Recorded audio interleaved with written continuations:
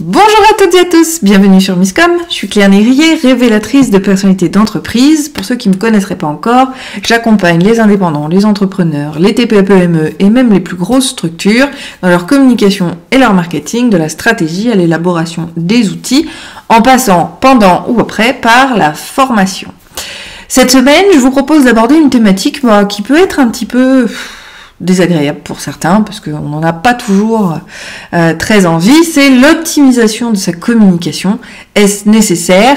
On reverra l'optimisation de manière globale avec des outils pour revenir sur nos idées principales et les idées du live, puisque le jeudi à la base c'était le chronocom, on était en partage d'écran, justement on le sera jeudi sur certains outils qu'on verra en démonstration. On verra demain une liste d'outils très intéressants et très utiles vis-à-vis de tout ça. Hop, bonjour Châtillon, bonjour Agathe. Ah, t'étais inquiète, je suis désolée, non, je suis juste sous l'eau. Je prends le temps de faire mes lives parce que c'est important, en tout cas pour moi vis-à-vis de vous, mais c'est vrai que en ce moment je lâche un peu prise, la fatigue plus le trop de boulot. J'ai bien reçu ton mail, on en parle après en off, Agathe, pas de souci. En tout cas, je suis ravie de te voir.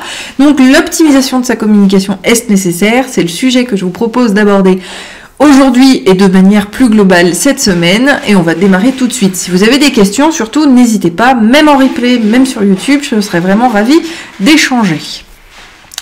L'optimisation de sa communication, qu'est-ce que ça veut dire? Alors, ce n'est pas une optimisation financière, ça on l'a déjà vu dans d'autres trucs. Quand je parle d'optimisation, c'est vis-à-vis de l'organisation. Comment est-ce qu'on peut optimiser sa com au-delà du coût et au-delà des outils sur lesquels investir, puisqu'on verra ça, on verra les outils plus précisément demain, eh bien, c'est le fait d'être beaucoup plus fluide. Une communication, elle va se préparer de manière individuelle dans ses actions. Au début, bien sûr, quand on met en place une véritable stratégie, on a une véritable démarche. Donc toutes ces actions-là vont être indispensables. Mais une fois qu'on a décidé d'un support, une fois qu'on a décidé d'un outil, il est indispensable de mettre en place ce qu'on appelle des process pour pouvoir gérer les choses. D'accord? C'est un élément indispensable par rapport, au développement de sa communication d'une part, au développement de sa crédibilité, et j'insiste sur cette notion-là, d'autre part. La crédibilité, c'est ce qui va faire que vous allez vraiment répondre à des objectifs de développement d'une entreprise. Si vous n'êtes pas crédible, si votre communication n'est pas crédible, alors vous ne réussirez pas à développer votre entreprise. Alors ça marchera au début, bien sûr, mais là je parle vraiment dans le développement. Une fois qu'on est lancé, au bout d'1 an, 2 ans, 3 ans, il faut pouvoir mettre ce qu'on appelle, et ce que moi j'appelle la vitesse de croisière, pour pouvoir s'atteler à différentes choses. Alors qu'est-ce que ça signifie optimiser sa communication? Ça veut dire mettre en place, donc comme je l'ai dit, des process. On va avoir une charte graphique qui va nous permettre de nous guider graphiquement sur les éléments à mettre en place. D'ailleurs, Agathe, faudra qu'on en cause de ce sujet-là au niveau de la charte graphique. Petite parenthèse, je suis désolée, j'ai un fils qui est resté à la maison, donc s'il y a du bruit de fond, j'en suis navrée, mais c'est lui. Donc voilà, première étape, donc c'est l'organisation pour optimiser son temps, pour optimiser effectivement ses actions. On va les gérer sur un planning. La notion de planning reste aussi essentielle. On va sélectionner des outils qui nous conviennent. Vous savez que j'insiste beaucoup sur ce point. Ne sortez pas d'une certaine zone de confort. Au contraire, pensez à l'exploiter. Et tout ce que vous maîtrisez, tout ce que vous savez faire, tout ce que vous gérez va pouvoir rentrer dans ces process-là, parce que ce sera une facilité et ce sont des éléments importants pour pouvoir optimiser tout cela. Donc on va choisir des outils qui vous conviennent à vous, que vous maîtrisez déjà, ou en tout cas ceux qui vous permettront d'y arriver de manière plutôt fluide. Il faut vraiment penser fluidité dans ces cas-là. Le deuxième point, c'est de mettre en place, donc je vous redonne certains outils comme la charte graphique, des éléments ou les brand boards. Je vous rappelle que c'est mon sujet de la semaine, c'est mon dernier article de blog d'ailleurs. N'hésitez pas à aller le consulter, je vous le mettrai en commentaire. Mais le brand board, c'est un élément qui va vous permettre d'avoir un pense-pas-bête sur le côté, parce que de la création graphique, on en fait tout le temps en communication, surtout surtout vis-à-vis des réseaux sociaux. On va pouvoir également le partager parce qu'on peut avoir plusieurs intervenants sur son domaine d'activité. Donc, on va là aussi pouvoir calibrer les choses. Mais la charte graphique est un outil parmi tant d'autres. Vous allez vraiment pouvoir faire les choses. Mais je vous rappelle qu'on parlera des outils demain. On aura le sujet vraiment dédié à cela. On parle de tout, dit Agathe, bien évidemment, mais malgré tout, j'y ai déjà pensé, et ça fait quelques jours que ça me tourne dans la tête, donc il faudra qu'on aborde le sujet ensemble. Donc l'optimisation de sa communication, oui, elle va être nécessaire à partir du moment où on cherche à gagner en visibilité, où on cherche à gagner en crédibilité. Les choses se mettent en place petit à petit, je vous le dis à chaque fois, on prend une action, on la mène jusqu'au bout. Une fois qu'elle est menée, justement, elle va avoir une notion d'automatisation. Par exemple, vous mettez en place l'inscription d'une newsletter. Une fois que la tâche est faite et bien affichée de partout, alors vous pouvez parfaitement le gérer comme tel. Et après, il s'autogère tout seul parce qu'on a acquéri les réflexes permettant, ben voilà, on sait que quand on crée un article, il faut bien que le formulaire d'inscription soit en bas de l'article parce que si on change d'outil, ben, il faut penser à changer aussi tous les liens qu'il peut y avoir partout. Il faut vraiment automatiser ces process-là. Donc voilà, j'ai pris l'exemple de l'inscription à la newsletter. Donc une fois que c'est mis en place, pouf, il tourne tout seul, il roule tout seul. Donc celui-ci, on peut le laisser de côté et passer à un autre sujet. C'est pour ça qu'il est important que chaque action de communication soit traitée de manière individuelle jusqu'à la fin de son propre process. Donc son propre process, c'est pas uniquement sa mise en place, même si entre la mise en place et les analyses, on pourrait faire d'autres choses. Pour moi, la fin, c'est une fois que les analyses ont été faites. Et ça, c'est un élément aussi qu'il faut absolument pas manquer parce que l'analyse est un élément essentiel pour pouvoir réajuster, corriger ou développer sa communication. Donc, qu'est-ce que l'optimisation? En partant de ces statistiques-là, ça va être aussi une espèce d'automatisation. Donc, comme par exemple, moi, donc j'ai décidé de faire de l'email marketing. L'email marketing, ça veut dire que j'ai des opt-in. Donc, c'est de vérifier que les opt-in fonctionnent toujours. S'ils ne fonctionnent pas, il faut les corriger. Voilà, c'est de pouvoir penser à tous ces éléments-là. Il faut également penser, quand on fait du mail marketing, c'est d'envoyer des mails, donc faire une notion de programmation, avoir un espèce de calendrier de ce que l'on va leur envoyer, peut-être automatiser quelque part, ce que moi je n'ai pas fait mais qu'il faudrait peut-être que je fasse, c'est d'automatiser l'envoi d'un nouvel article par exemple, parce qu'on ne pense pas toujours à le faire. Ça va être, voilà, cette optimisation-là, elle va être là-dessus.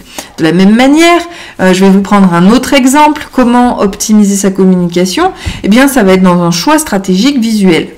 L'univers de marque comprend également un certain nombre d'images qui représentent votre activité, qui vous représentent vous-même par rapport à votre environnement. C'est ça l'univers de marque. Donc en fait, on va avoir peut-être, grand maximum, une dizaine d'images qui vont nous, représenter chacun de nos services, représenter peut-être la page de blog. Voilà, on va avoir des images qui vont correspondre à chacune de nos spécialités. Eh bien, on n'utilisera que ces images-là à partir du moment où on va parler de cette thématique-là. Donc l'optimisation, c'est aussi de bien les choisir et de bien les identifier sur quel rôle elles vont jouer et qu'est-ce qu'elles vont illustrer pour pouvoir être présentées ensuite et réutilisées à chaque fois. Et notre fameux brand board va pouvoir nous permettre de relister à nouveau ces éléments-là pour que le jour où on republie quelque chose qu'on n'a plus trop l'habitude de manipuler, on va pouvoir se rappeler qu'on avait sélectionné telle image, donc qu'on va pouvoir la réutiliser. C'est un élément très très important également. On n'utilise pas, alors sauf pour le blog où on va avoir une image spécifique pour illustrer chacune de nos créations. Là, je parlais vraiment sur la communication institutionnelle et sur vos réseaux sociaux, c'est pareil.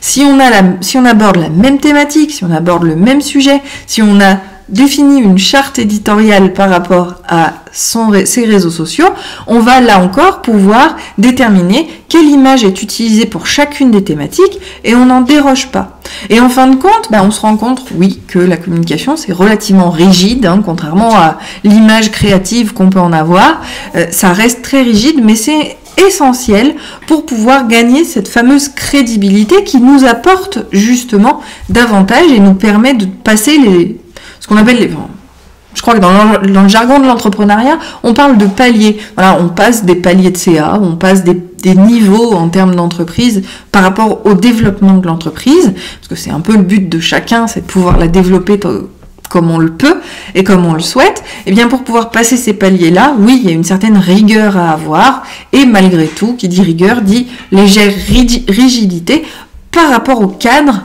que l'on insuffle vis-à-vis de sa marque. Donc, optimiser sa communication, on va pouvoir le faire pour chaque action de manière régulière plutôt, parce que c'est la manière qui est régulière, excusez-moi.